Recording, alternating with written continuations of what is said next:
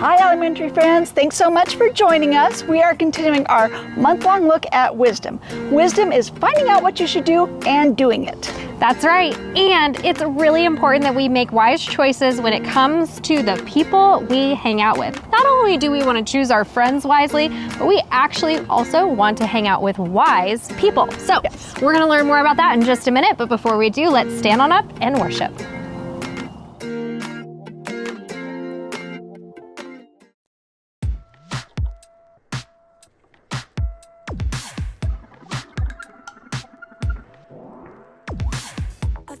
So many questions, there's so much to learn that I don't know. I don't have a direction, but God, I know you show me where to go. You help me to see the best I can be. Now there's no stopping me. I wanna go further, I wanna go faster. God, your wisdom is all that I'm after. I wanna dig deeper, can't wait any longer. God, I know that you're making me stronger. Further, faster. I wanna go further.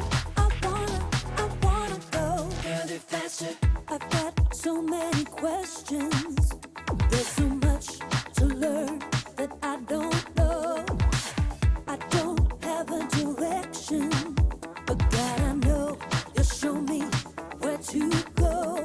You help me to see the best I can be. Now there's no stopping me. I wanna go further, I wanna go faster. God, your wisdom is all that I'm after. I wanna dig deeper, can't wait any longer. God, I know that you're making me stronger. Further, faster. I wanna go further. I wanna go further, faster. Your way is the good life. Won't you show me? Won't you show me? Lead me to do what's right. Won't you show me? Won't you show me? Your way is the good life. Won't you show me? Won't you show me? Lead me to do what's right. Won't you show me? I wanna go further. I wanna go faster. God, your wisdom is all that I'm after. I wanna dig deeper, can't wait any longer.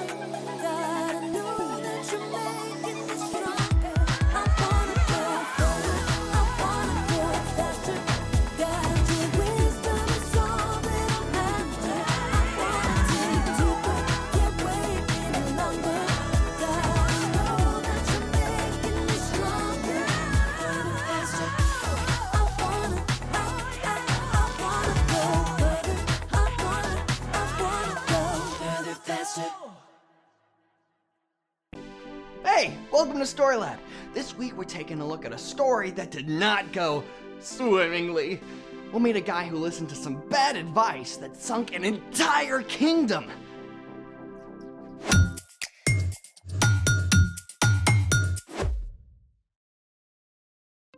Hey, I'm Carter. And I'm Zeke. All month, we're talking about ways that we can grow in wisdom, just like Jesus did. Is that a challenge? I guess so. Great, because I've got a snack challenge for you. Oh, thanks. You need context, my friend. The context is that you just offered me a snack and then took it away. This is a beta snack challenge. Those really colorful fish? Those really colorful predatory fish. Okay, but betas don't eat chocolate. We are the betas, and these are brightly colored insects that we're about to eat. This whole thing seems fishy.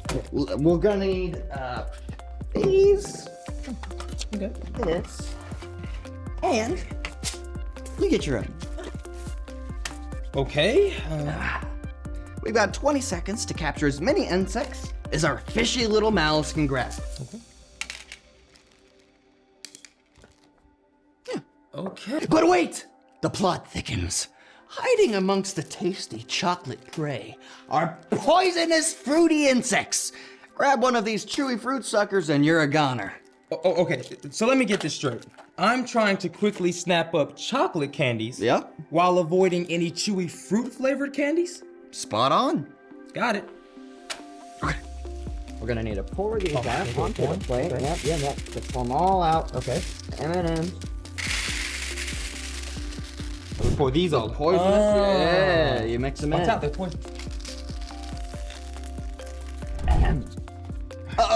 Can we get a timer? Oh, perfect. All right. Okay. 3, 2, 1, go, go. Oops, wait, is that one red? Okay, orange, brown, yellow. Yep. There we go. more. Yep. You're grabbing the poisonous right there. Don't take from mine. Okay. All right. That's it. That's how we go. Okay, let's count. 1, 2,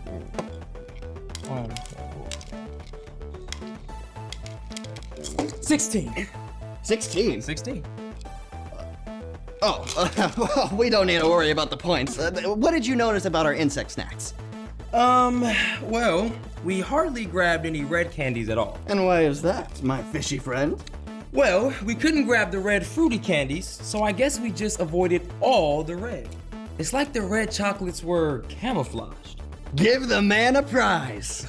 Camouflage is a tactic that sea creatures and other animals use to disguise their appearance and blend in with their surroundings to avoid predators. There are so many sea creatures that use camouflage, like pygmy seahorses hiding in coral. Is there actually a seahorse in there? Also, this leopard flounder, and this grumpy frogfish. Truly amazing. Don't octopi use camouflage too? Get ready for it. Octopi, or cephalopods, have proteins called opsins on their skin. The opsins act as color receptors and allow the octopus to change colors to match their environment. You sure that's not some kind of crazy visual effect on the video? It's for real, honest. It's incredible how the octopi just start to look like whatever they're around, Which is great for an octopus. but not always good for people. Speaking of which, it's time for... The story before the story. Today, we turn to 2 Chronicles, one of the 12 books of history in the Old Testament, beginning with a man named Abraham. God had chosen a special family, the Israelites. Unlike every other nation, the Israelites had no king but God. But the Israelites really wanted a human king, so God gave them one. The first king, Saul, didn't follow God. But King David and later his son Solomon both ruled wisely. Until the end of Solomon's life, when he foolishly turned away from God and failed to pass on his wisdom to his son, Rehoboam. And that's where our story starts. Take it away. Hey everyone, I'm Brian. Now before we dive into Rehoboam's story, let's take a closer look at Solomon. When he was a young king, Solomon had asked God for wisdom rather than riches or fame, and God made Solomon one of the wisest men to live. In fact, many of Solomon's wise sayings are collected in the book of Proverbs. Here's one verse from chapter 13. Walk with wise people and become wise. A companion of foolish people suffers harm. Pretty clear, huh? But King Solomon did not teach this wisdom to his son Rehoboam, who became king after Solomon died. But hey, even a young, inexperienced king can learn wisdom by asking wise people for advice? Right? You'd think. But here's what actually happened. Solomon had made the Israelites work extremely hard, and they were exhausted. So a man named Jeroboam, along with some of the people, came to see King Rehoboam. King Rehoboam, we are so tired. Your father put a heavy load on our shoulders. Yeah, seriously heavy. Couldn't you make our work a little easier? Just a tiny bit? Do that, and we'll serve you. Yeah, for reals. We'll be all in. What do you say? I need to think about this. Come back in 3 days and I'll give you my answer. First things first, King Rehoboam went to talk with his advisors, experienced, wise men who had helped his father in years past. Young King Rehoboam, you should say yes to their request. If you give them what they want, they're sure to give you what you want: loyalty and service. So far, so good, right? Walking with the wise, But, plot twist, King Rehoboam did not stop there. He went to find his own buddies, young, foolish guys with zero experience running a kingdom. Listen, Ray, you're the man now. Yeah, don't make that work easier. Yeah, you should make it harder. Totally. Let them know who's in charge. Yeah. Okay, does that sound very wise to you? Yeah, not so much. But Rehoboam liked the idea of making a show of his power. And when the workers returned 3 days later, they got their answer. You think my dad, King Solomon, was tough? I got news for you. I'm even tougher. He made you break rocks? Well, I'm gonna make sure the rocks break you. This sure was not what Jeroboam and the Israelites wanted to hear. They had made a reasonable ask, but Rehoboam was choosing to make things worse for them. That does it. We don't want any part of you and your family anymore. People of Israel, let's go back to our homes. David's royal family, take care of your own kingdom. Yeah, we're out of here. Rehoboam had chosen to listen to the foolish words of his friends rather than the wise words of his experienced advisors, and it led to disaster. From that time forward, the kingdom was split in two parts, Israel and Judah, and the people strayed farther and farther from God. The end.